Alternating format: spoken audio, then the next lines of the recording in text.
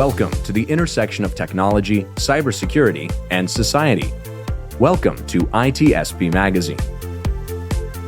You're listening to a new Redefining Security podcast. Have you ever thought that we are selling cybersecurity insincerely, buying it indiscriminately, and deploying it ineffectively?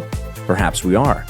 So let's look at how we can organize a successful InfoSec program that integrates people, process, technology, and culture to drive growth and protect business value. Knowledge is power, now more than ever.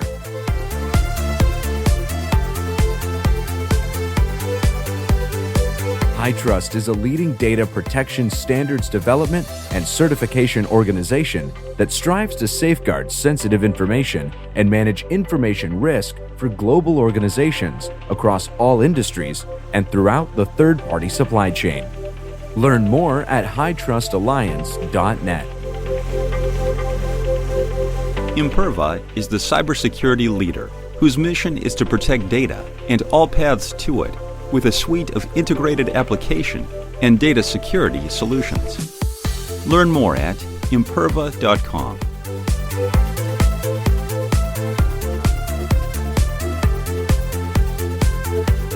And you are very welcome to a new episode of Redefining Security here on ITSP Magazine.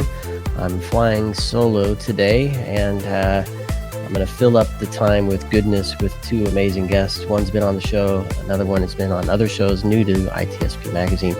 Rock, good to have you back on. Dutch, pleasure to meet you, man. Awesome, thanks. Thanks, Sean.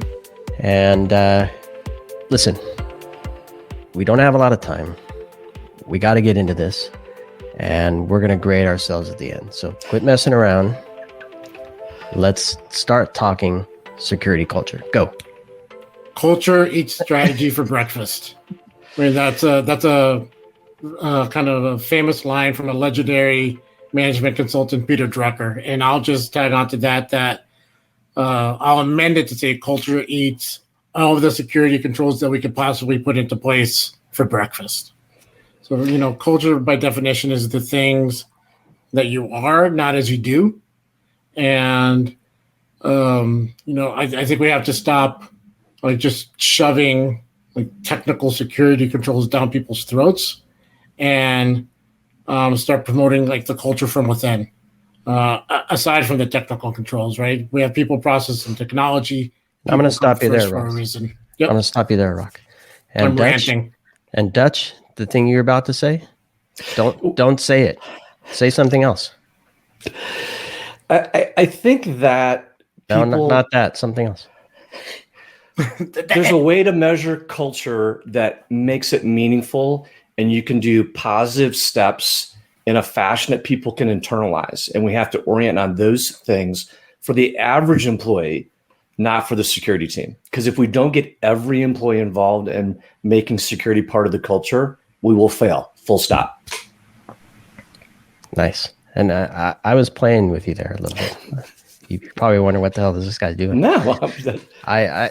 I wanted to put a little pressure on both of you and kind of take you from where you're wanting to go or thinking we were going to go.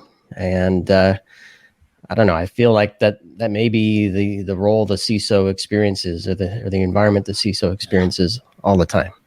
What you're about to say, that's not what we're interested in. Say something different. Say something else. And you're talking about controls in the context of culture. What does that even mean?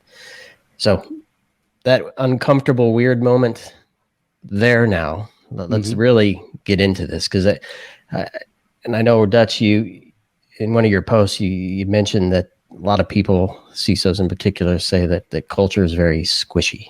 Yes. And with that, what's that blob look like? And is a big blob good, or does that blob should it be small? Or so is it full of numbers or water? What is it? Yeah, what is I think that's probably just a generally good snapshot of where we are, right? So where we've come from is, and it's kind of ties to some degree to Rock's comments, right? Is that on average, an enterprise CISO today came up through the ranks and has the 10,000 hours. And there's an awesomeness to that. Having said that, it doesn't always translate automatically or easily to the other parts of the business. And now that security has made it to the adult table, you have to be able to articulate what the business initiatives are. You have to your own team, explain, well, what does this mean, right? And so that when they're focused on XYZ project, which is commensurate with their skill and what they're focused on, it has to tie to something. And then more objectively, it has to be able to drive culture, right? We know from George Finney's work that poor culture equals more breaches. That's great work. That not poor security culture, poor culture equals more breaches. That should have been, if you didn't need an alarm bell, that should be an alarm bell, right? That we have to rethink how we approach it. And Rock's right. I mean, you talk about controls, that's important, right? But that's important from a quantitative, I'm a sysadmin manager, team lead, that level. It's not that it's not important, but that's not how you articulate it to the business. And it's certainly not how you get people excited about doing culture, because you have to get the CFO, the CMO, the CEO, the VPs of lines of business. Everybody has to understand at a reasonable level, what does this mean? And it can't be, we do awareness. Awareness is awesome. I'm not saying don't do awareness. I don't want to have all my awareness friends yelling at me. That's not what I mean. But that's a piece of it, right? Awareness is not understanding. Those are two different things.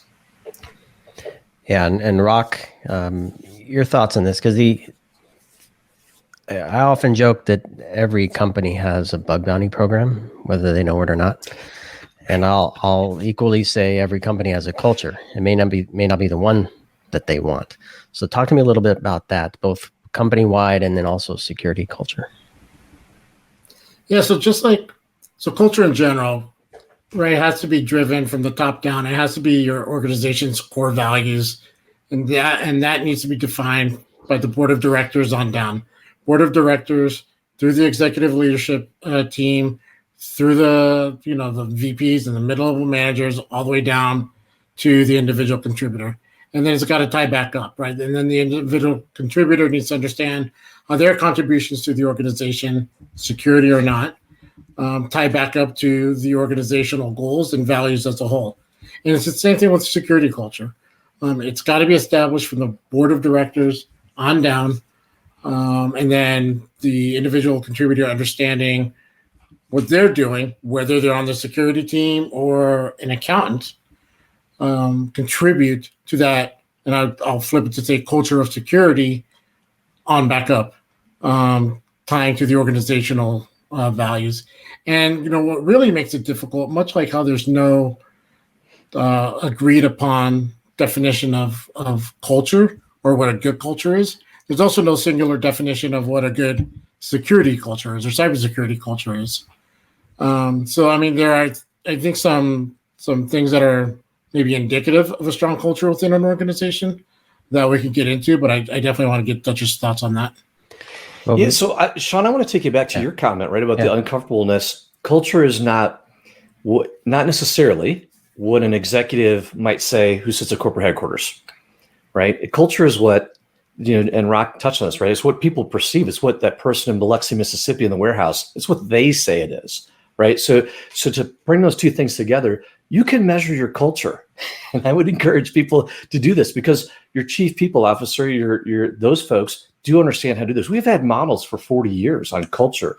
Well, the gap is that many of the folks who are senior directors of security moving into CISO positions today didn't have a grounding in that, depending on their background, right? So if you didn't have a business degree, you don't have an MBA, that's not a ding, but you would have caught it like Rock and I did there. But a lot of people didn't have that as a background of their training. The culture models exist, and I could try out 5 of them. You can pick one. It doesn't even really matter, because you can measure that. And you can do easy quiz questions on a day-to-day basis, and you can start to measure, oh gosh, are we think we're consensus-based, but our people say we're actually pretty hierarchical and top-down. We think we're collegial, but our people actually say we're pretty directive, And so you've got to be aware of that. And it starts with, you just have to gather the data, right? There's a bunch of just general models. They're all great in terms of, like, if you had to go grab something today, Carrie Perlson and Kaman Huang from MIT have a great cybersecurity model for culture.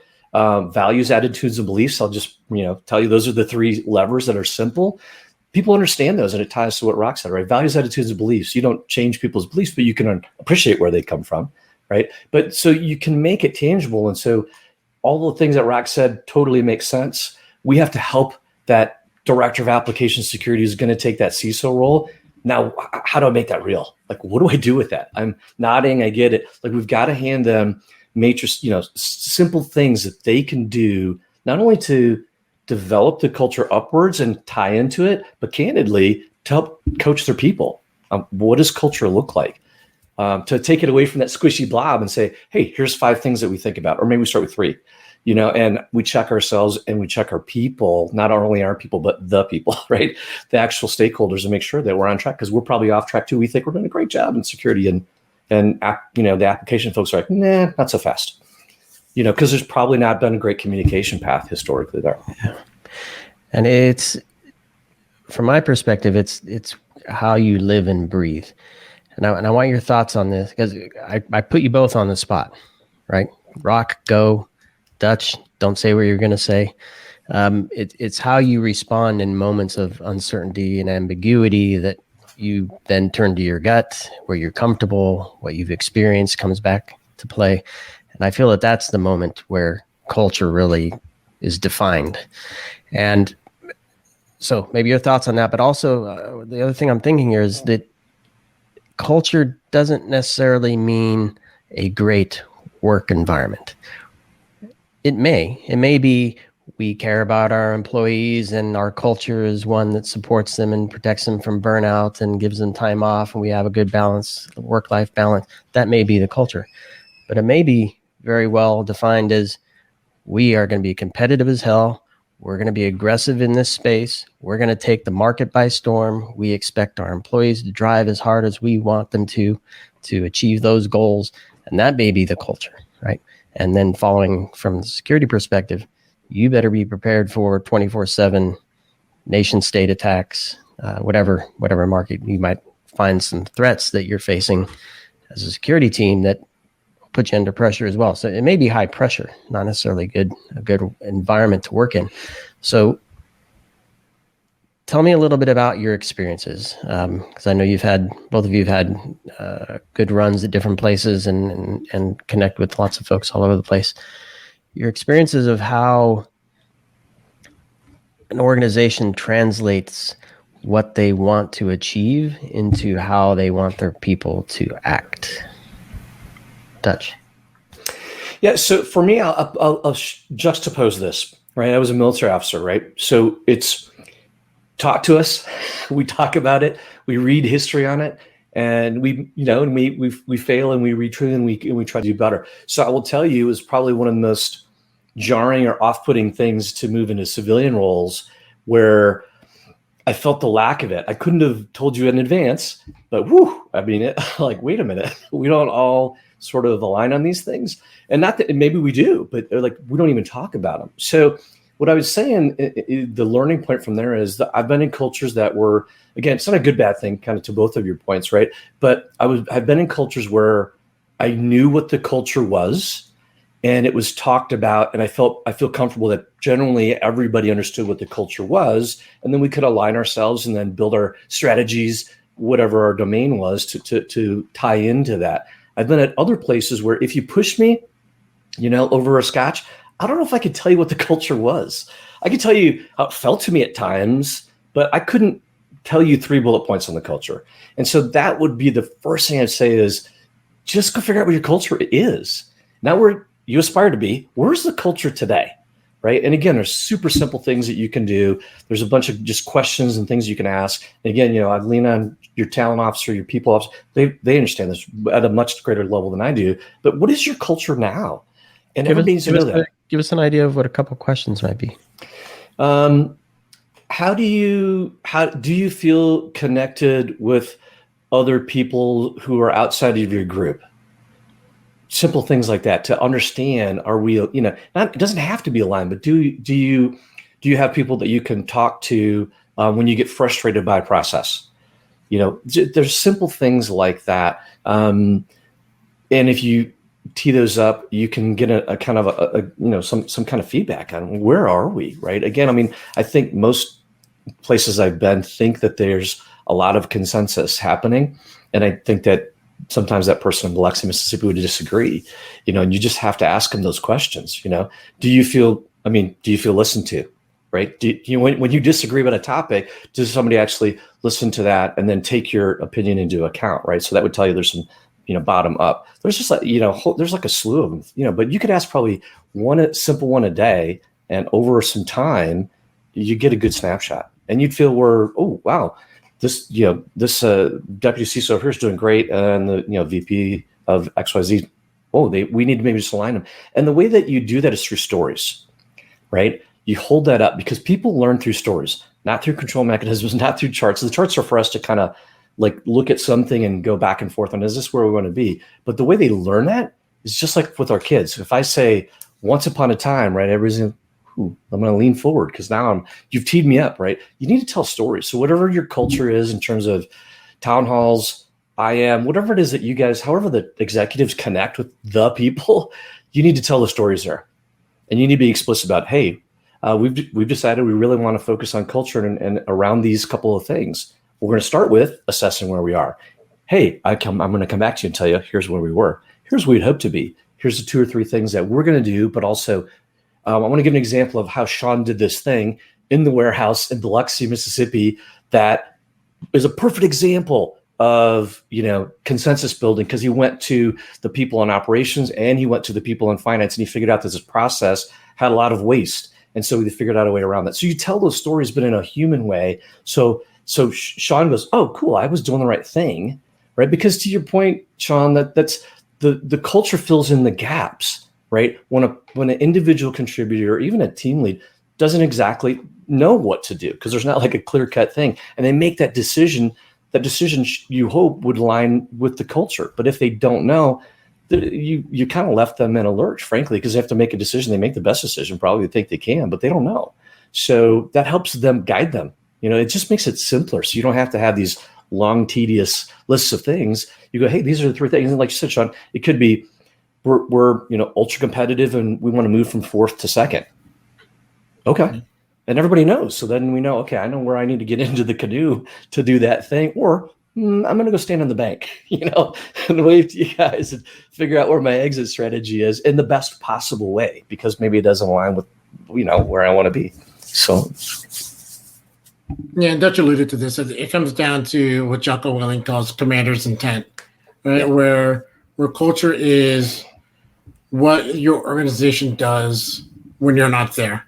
Mm-hmm. And for me, I worked for a large e-commerce company, many years ago, but we all understood that it was all about the seller, right? Every decision that we made, we had to have the seller in mind, right? The seller experience was paramount because the sellers were using the platform to make a living, feed their families, pay their bills. And, with the seller experience in mind, then we could have the buyer experience in mind as well, because a better buyer experience leads to a better seller experience. And so we all understood that, from the product teams all the way down to the security guys who are trying to protect the whole machine. It comes down to commander's intent. Another time when I've seen really successful culture of security is where there's been a high level of trust within the organization, from employees all the way up to the leadership team and down, right? And I think it's Covey who says, it's got like 4, call them pillars or tenets of trust, which is integrity, intent, capabilities, and results. And a high level of trust leads to direct correlation between high level of trust within the organization and culture, and a strong culture. How important is belief in what you're trying to achieve, and perhaps maybe even sprinkled with some inspiration or charisma to be part of what we're trying to achieve? Is that important in this, or no? I think your ability to get behind the mission, I don't know if that necessarily drives to an organizational culture.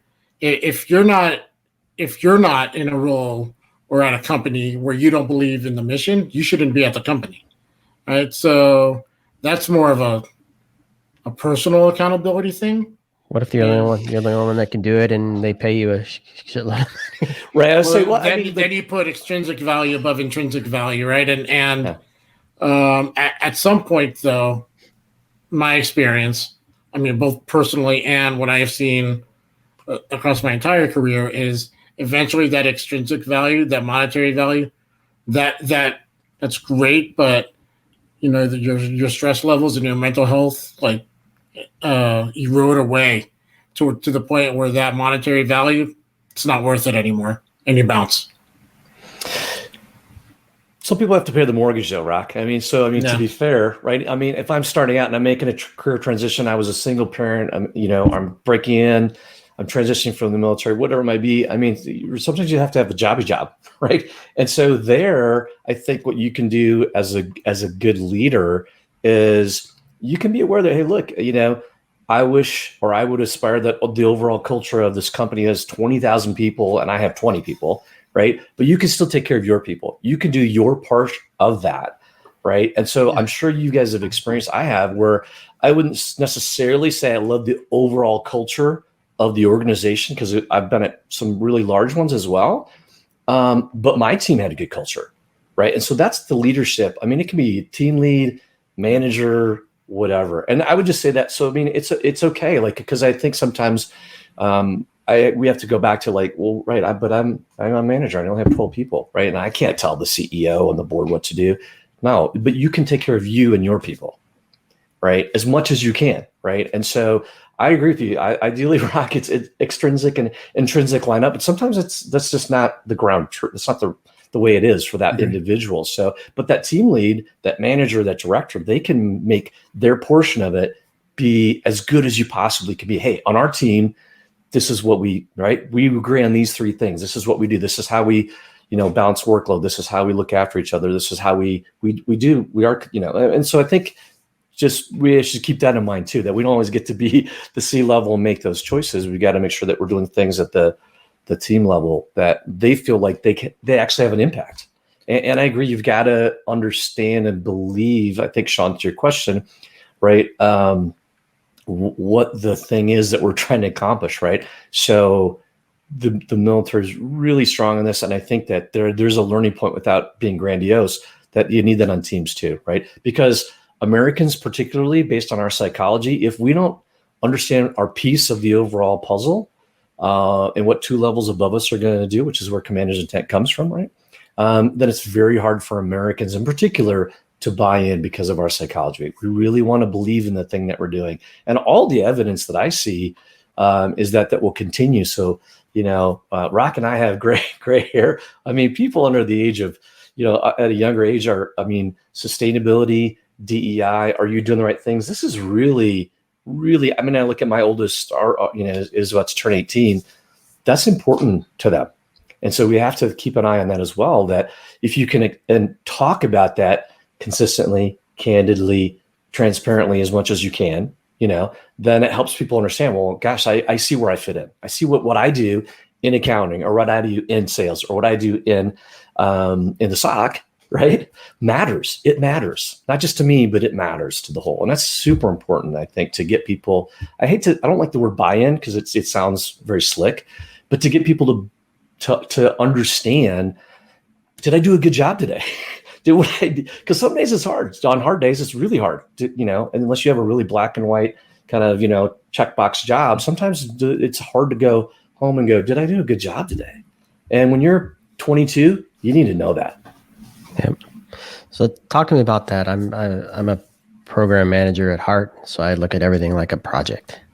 And I'm wondering, can culture be managed like a project? Does it have a set of requirements and the timeline and milestones? And do you do stand-up calls every day to say we're on track to achieve our mission for our culture? Can you be treated like a project? I think so. Rock, do you want to go first? I've never really thought about it that way. So no, I don't want to go first. I think the answer is yes, because so let's start with a model, right? Just pick one. It almost doesn't even matter, right? But if we don't have a process and we don't have measurements, we're just fooling around, right? So pick a model, right? And then be empirical, just gather evidence first, just gather data. So where are we relative to the model that we decided that we're going to pick that we think is simple and we can make an impact? And then go, okay, well, now we got information, now we have data, maybe we can turn that information. And then you can imagine as a project, you say, hey, like in this spectrum, we want to be more consensus building relative to the axis, which says that it's hierarchical. We just push things down. Let's just take that as a simple one of the axes, right? And you start to measure that. And today, maybe we're 2.8 based on what the people say. And you measure that. You measure that based on town halls or interactions or whatever those are, but also just questions. You can do a daily question. I've been at companies, we do daily questions. I don't always see the results of those, but I can understand what those are feeding into. And then you talk about them. So in that kind of a culture, then on a monthly or quarterly meeting, you say, hey, we went from 2.8 and we're making steps. We're at 3.1. Guys, we really want to get to 4. Just as an aspiration, but here we are. And then maybe you move up and down and you say, whoa, gosh, that was a rough quarter, whatever. Maybe there's external factors or whatever. But you can absolutely, from my perspective, I've seen it managed that way. And I think you can do what I would call sort of internal CSAT, right? We CSAT customers, CSAT your own people. I mean, they're your customers from my perspective, right? So I think you can. And I think it would be it's powerful when you can have different teams say, hey, I'm trying to align on this thing and you're trying to align on this thing. How do we, it's those uncomfortable conversations where, you're not quite aligned, but the culture will see you through. We can agree to disagree if we can go, okay, well, I see this is where we need to move. So I think the answer is yes.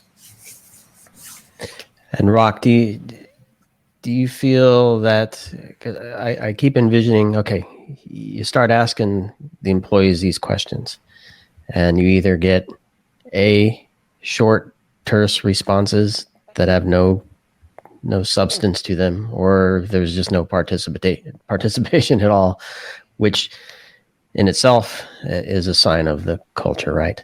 Yeah. Or you get what they think you want to hear as a response, because they think they're going to be judged on how they feel. So how do you, I suspect both of you have experienced this, how do you move through some of those challenges, assuming that exists? And I think it's important, and I know Dutch is a proponent of this. As leaders, we need to work on emotional intelligence, having emotional intelligence as leaders, because I think that is what allows us to have the appropriate amount of empathy and insight into the people that we're leading to be able to suss that out, right? So be able to suss out, is that answer they're giving me really honest and complete? Is it BS? Is it what they, tell me what I think I want to hear? Because I know what makes this individual tick, and I know we didn't achieve any of those during this quarter, yet they're giving me this answer. Something doesn't connect. I need to go dig a little deeper. I think emotional intelligence, there will help us a long way. And, building that emotional intelligence helps us in so many other aspects of leadership, particularly from an empathy standpoint, from being able to read other people's minds, bodies, emotion standpoint, to really get to the bottom of the issue.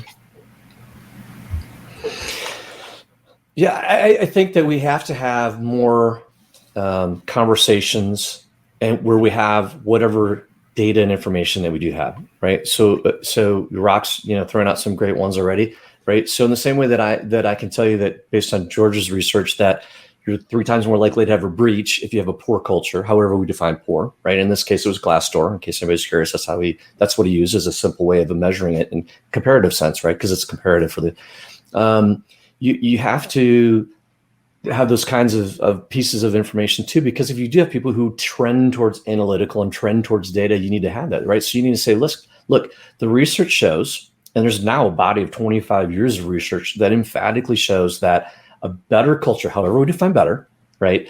A better culture is higher revenue, more resiliency, meaning the company's still there 10 years later, significantly higher shareholder returns. Okay, so wow. So now you've checked off the board's interested, right? The executive's interested. What else? Well, it leads to better hiring and retention. Okay, wow. Now you're down. Now you're the next level down, right? And what else does it lead to? It leads to people saying, I feel better and more connected with because the 3 of us work together, right? So now you have the employees, right? So culture is absolutely a driver towards the business, and you have to be able to explain to them. You have to say, look, EQ is 2.5 more times likely to predict your success here than your IQ. That's what the research shows. And we have to have, and again, so that's the stuff, to Rock's point, that could be done one-on-one. It could be in a small team meeting. It doesn't have to always come from the CEO or from the CISO, but everybody's got to be able to have, internalize it and talk about it in a way that helps onboard people and helps them understand that this is actually really important to us, right? Because the evidence is having 5,000 vendors, and I've worked at many, many vendors, so it's not knocking vendors, but that has not solved our problems, guys. Having a lot of different frameworks so far, not really solved our problems. Have a lot of control mechanisms so far, not really solved our problems. We just need that one more framework. We need to, absolutely. That includes them all. We should just do one right after the show and come up with another matrix. And again, I'm being tongue in cheek because they have utility, but as a direction, the evidence would say that has not really moved the needle, right? So we've got to lean into emotional intelligence. We have to lean into everybody has to get engaged, or we cannot win this fight. Like, you just can't. You don't have enough security people. We don't have enough tools. There's never going to be enough of those things. We've got to fundamentally rethink this. And to your opening, and Rock touched on this, right? Because you're right. I was going to say something as soon as he started talking. People, process, and technology. Absolutely, right? It's a great way to have a conversation. But the other piece of that is leadership, strategy, culture. And it's those three that will unlock the people, process, technology. We've got to get oriented on that. And in candor, security is nascent relative to the other domains. And we should take a page and learn from them. There's a paper written in 1981 that says, should CIOs be admins, or should they be people managers? Wow, does that sound familiar? From 1981. Okay, so we can learn from other, and that's sometimes too a thing that security, like any domain, like we're like, oh, this is what we do in finance. This is, we're all, any group is guilty of insular thinking like that. We got to go look at other stuff and say, what do we do to break down these barriers? Because we got to do better. So are you telling me that this year's NIST CSF update isn't going to solve all our problems? Oh man, my NIST people are going to yell at me. Done. No, but you have to pick and choose, right? I mean, time and energy, it's your most valuable resource that we have with our people. So, I mean, pick a couple things. 100% right. Pick a couple things, because you got to have things to orient on, right? But don't presume that those are going to solve the problem. They're not going to solve. People solve problems, not matrices. Right? It's great. It's sort of like we talk about. Do those so that you can try to quantify whatever is quantifiable. But at the end of the day, our job is about quality and about people. So we've got to just get better. I just want to see the next generation, right? Because I've had directors be like, I didn't learn any of this stuff in college. I'm like, right, it's because it's because that's not what you were studying. It's okay. But the models are out there. Trust me, they're out there. They're not that hard, right? We just have to start talking about this. Hey, let's orient on culture. What's our strategy? I could ask that question of a lot of folks, and I'm not going to get a real solid answer, Sean.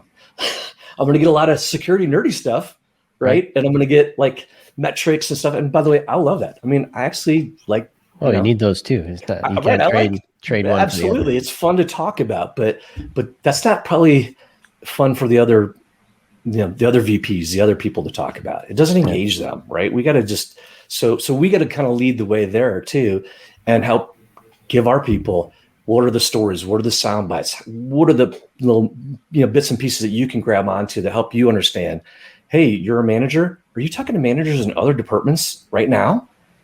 Because you should be. And I don't mean just the devs. I mean the rest of the departments. They're like, yeah, I talk to IT and dev. You're like, okay, cool, awesome. Let's get farther. Yeah, I like where you're going with this, Dutch. And so in the last few moments here, maybe it's a fast round of tips, because what I really want to focus on is, you said lead. So that leadership level, just kind of in the middle, and looking at strategy. So culture, hard to get your hands wrapped around. Tactical, we're already deep into it, right? So that strategy level, how does a leader share down, pull up, share up, and pull down?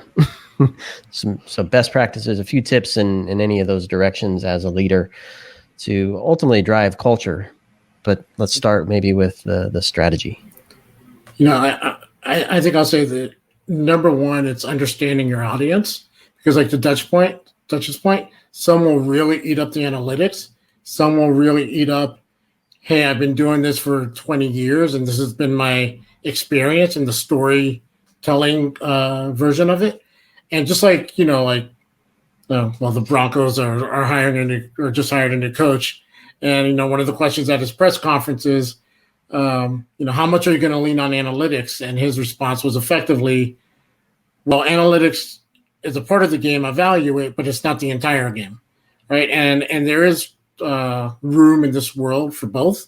And I think it really starts with understanding the audience to be able to craft the message and the stories accordingly, both pulling up, and then pulling down.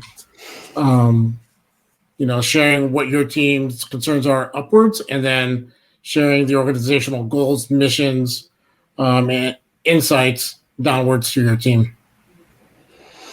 Yeah, so I think, Sean, if I understood your question, I'll try to map what I heard. I think I heard Rock say, right? So depending on where you are and what level you are, and again, maybe you have 20 employees, maybe you have one, maybe you have 20,000, right?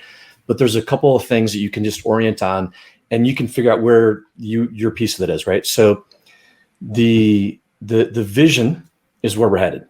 The mission is, why are we doing this thing, right? And then we can align a mission, okay? The next down is strategy. In big bouncy terms, how are we going to do the things that we do? And then at the bottom, if we were building a pyramid, is tactics, Sean, which is what you just mentioned, right? That's the what, okay? And Steve Katz says, we're really good at talking about the what. We're really good at talking about that because it's concrete, it's tangible. We probably trend from analytical backgrounds, right? Okay, that's fine. It is the base, so I think the middle, Sean, to answer your question, is the strategy piece, and that's how are we going to do that? So you need to give your folks just enough guardrails so that they have leeway, that they can make decisions, but they know where their left and right boundaries are. And by the way, and the other teams know where their left and right boundaries are, right? And so strategy is the how. And so depending on where you are in that strategy or tactical mix, right, you may not to get set the vision, you may not to get set the mission. That's, unless you're Rock, right? And you're the owner, right? but you can impact strategy and you can impact tactics. And if you're really at the tactical level, that's okay. Then you should be pushing up and going, okay, so which piece of the strategy does what I do fit into? And those are a simple way of articulating that up, down, left, and right to everybody. And is it a safe, I hate to make assumptions, but if you're at the tactical level, the culture should make it comfortable to share up as opposed to waiting for the leader to query, hey, what's going on here? What is what you do work toward achieving the strategy that's working toward the mission and vision? Yeah, in lieu of the guidance, you should create it, right? Yeah. Again, to as best as you can from where you are. And then maybe I take that to Rock, and Rock's like, these two things I am with, but this third thing, I don't know if we can invest the time and resources this year. And then that will hopefully trigger a conversation if it hasn't already occurred for him then to share with me, right? But you've got to, if you don't have it, put it on a freaking napkin, put it on a whiteboard. I mean, just start that, because that will trigger the conversation. And then Rock and, or Sean, you can redirect me if if one of my three things isn't, what it was supposed to be. But take it. Leadership doesn't require you to have a title. And so you can manage the piece that you can manage, right? Purpose, direction, mentoring, motivation, right? And you can manage those things if you have 2 people or 20 or 2,000, doesn't matter, right? So take the piece, you have to have ownership, right? Hopefully the culture says that, but even if it doesn't, to Rock's point, you can take ownership because you'll feel better. You'll feel intrinsically better if you take ownership of what you can reasonably own and impact. You'll be more charged up. Your people, if you manage people, will be more excited and engaged. They'll ask you questions like, "Oh my God, I didn't think about it that way," and then that'll cause you to retune the messaging, and then you go socialize it with 3 other departments, and then finance is like, "I don't know if I really understand that," and you're like, "Ooh, okay, that didn't land. Let me try again." And so wherever you are, you just got to start the process. And then as a leader, right, if Dutch comes to me and I'm like, that's not really what I meant, I have to have the humility to say, I haven't done a good job communicating commander's intent downstream and providing those guardrails. So how do I fix that? How do I better communicate that? right? Because Dutch is just trying to do the right thing. Obviously, I haven't communicated as a leader what the right thing is, not Dutch is a screw up and he just doesn't get it, right? So that's how toxic cultures form. And that's maybe another podcast. Yes. Yeah. I'm sure there'll be a lot of folks wanting to join that one. Well, I'm super glad to hear that technology is going to solve this problem for us. Yeah. Oh wait, No, frameworks. You didn't say frameworks. No, I mean, as long as humans are in the mix, we have to deal with the human element, and the human element is driven by the culture that either is created for them or that they create. And I think we all, what I'm hearing in honesty, not in being a stupid ass, is that we have an opportunity to help shape that and be part of it if we're asked to as well. So, Rock and Dutch, this was fun. Appreciate Yeah, it was awesome. Appreciate you guys sharing this. Yeah, thanks, Sean. You guys. And thanks everybody for listening to this episode. You'll have a chance. I'm going to put a ton of links in the show notes for this, tweet posts, and some resources that Dutch and Rock provided, and good steps to get started. So thanks everybody. Thanks Rock. Thanks Dutch. Thanks. Good talking to you. Imperva is the cybersecurity leader whose mission is to protect data and all paths to it with a suite of integrated application and data security solutions. Learn more at imperva.com. HITRUST is a leading data protection standards development and certification organization that strives to safeguard sensitive information and manage information risk for global organizations across all industries and throughout the third-party supply chain. Learn more at hightrustalliance.net. We hope you enjoyed this episode of Redefining Security podcast. If you learned something new and this podcast made you think, then share ITSPmagazine.com with your friends, family, and colleagues. If you represent a company and wish to associate your brand with our conversations, sponsor one or more of our podcast channels. We hope you will come back for more stories and follow us on our journey. You can always find us at the intersection of technology, cybersecurity, and society.